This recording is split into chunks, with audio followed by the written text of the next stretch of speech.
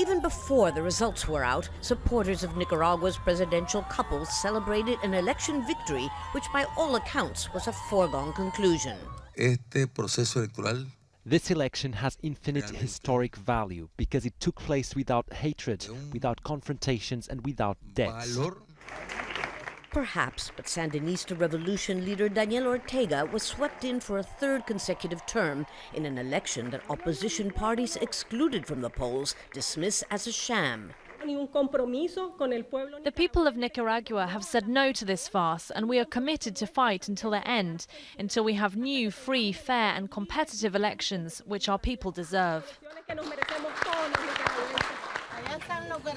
Conspicuously absent from the ballot was the candidate from the main opposition party, who sat out the election because he was barred from running. I and 27 other deputies were expelled from the National Assembly illegally for opposing the Ortega regime. Daniel Ortega's new vice president is none other than his wife, Rosario Murillo, despite a constitutional provision prohibiting family members from sharing a ticket. People may be celebrating here, but for others there is real concern that history may be repeating itself in this country that fought a revolution to end a political dynasty that lasted for nearly 50 years. Rosario Murillo's election as vice president legitimizes her already dominant position in government and would allow her to take over if and when 71-year-old Ortega was unable to fulfill his mandate.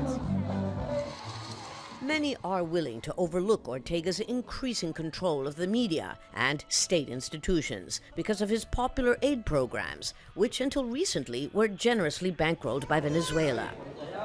But that money is now drying up, and with the U.S. Congress threatening to block all loans from international lending institutions until Nicaragua guarantees fair and transparent elections, things could get complicated for the populist president of Latin America's second poorest nation.